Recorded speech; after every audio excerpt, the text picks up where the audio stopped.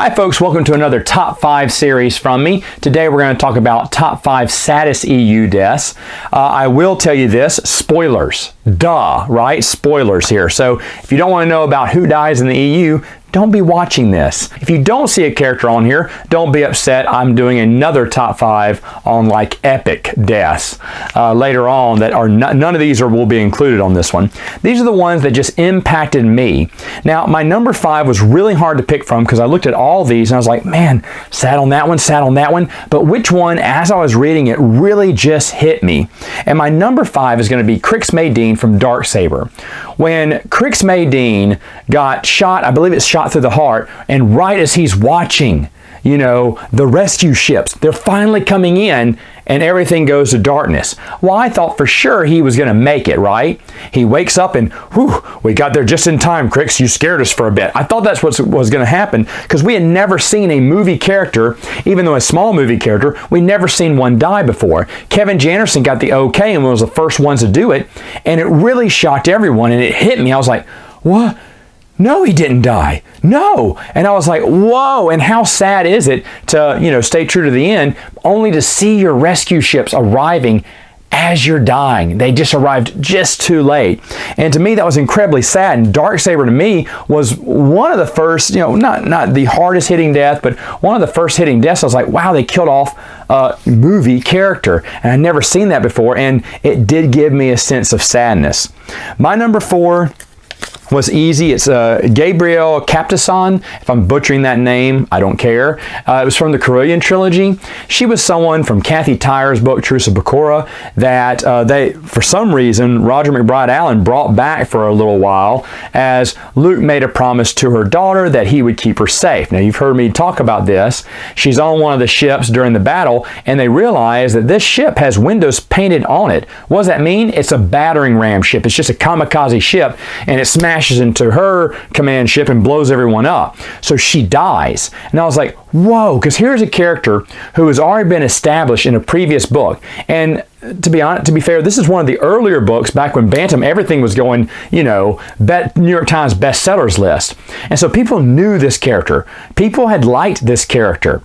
And to just kind of all of a sudden kill her off, it was really rough. I was like, oh no, you know, it was a big trap. Now, one thing that would have definitely catapulted this higher up my list is if we would have had Luke, because I thought that was what was going to happen, was Luke was going to have to go back home or to her home planet and explain to the daughter and said, look, I promised you I'd keep her safe, but I couldn't do it. Now, later on in New Joe Order, or I think it's or one of the later Del Rey books, they do address that later on, thank goodness. But back then, I was like, whoa, that was heavy hitting for me. And it was a little bit of a shock because you didn't feel that you didn't feel like any of these characters are in danger. Well, one or two maybe, but you didn't feel like they were any real danger. And then actually, because this was a previous established character, which to be honest, I don't think we'd seen that much of before. To grab a character from another book and then bring them into your series was kind of rare for Bantam, at least back in the day.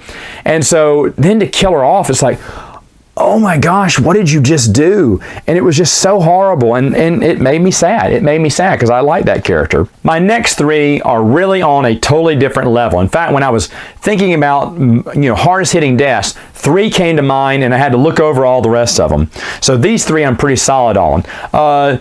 Of course, number 3 is probably going to be a lot of people's number 1. It's Jason Solo from Invincible. Of course, you know he and Jaina are going to duel it out. And of course, those little quotes I told you at the beginning of every chapter just really hit hard because you already know what's happening. But then at the end, as she's, shoving that lightsaber and slowly killing him, he's calling out to his... to Tenel Ka and trying to protect his family, right? That's his last thought, as a Sith.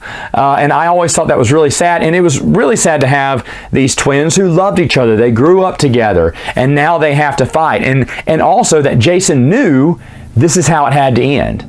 He knew this is how it had to end. It was going to come down to him and his sister, and this was his end, and he was at peace with it too. We find that out later on. Well, in his words, he was at peace with it.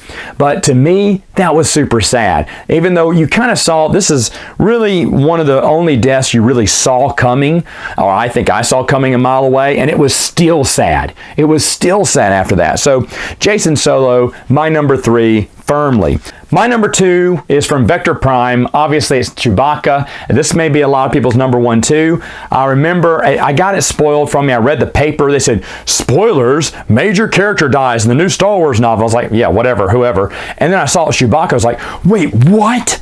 And so the whole time you're watching this, and I've talked about this when I did my review, but just how it impacted Han, what he said to Anakin after he got in, like, you left him.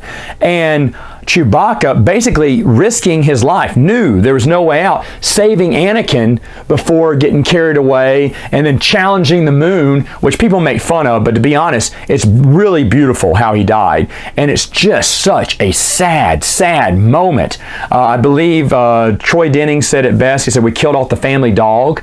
And you're like, oh, it's so true, because that one was hard hitting. A lot of people were angry about that. A lot of people are angry about each one of these deaths now that I think about it. But and Ari Salvatore got a lot of heat over that, but I was like, wow, what a way to write a death. It was really hurtful, especially after they just had a hilarious moment a few days earlier while, you know, kind of going through that obstacle course, that asteroid obstacle course, which was really funny. And then to have this happen, it just really hit home, and it set the tempo for the New Jedi Order, saying, hey, your characters, no one's safe now. Anyone can die. I seriously was reading this going, they're going to kill Luke after this is all over. I mean, I really thought that anyone was up for grabs now. If they could kill Chewbacca, they could just end the era and start with the kids anew. That I would not have put it past them at that moment. But that's what Vector Prime did, and it served its purpose. But on top of that, really, really sad. Now, my number 1, I have said this before, it's the only one to bring water to the old eyelids. And this is kind of funny because it's in the X-Wing novels, and it's Tom Fannin. Get out of here, Iron Fist. Oh my goodness.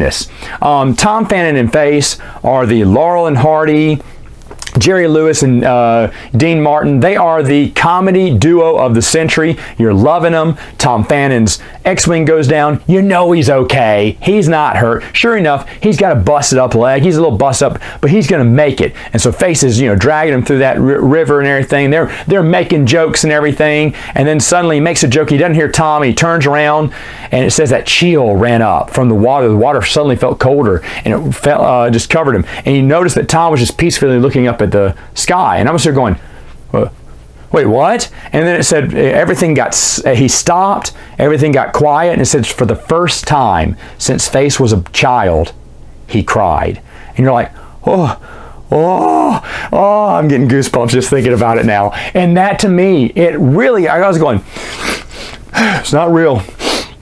It's not real, this is science fiction.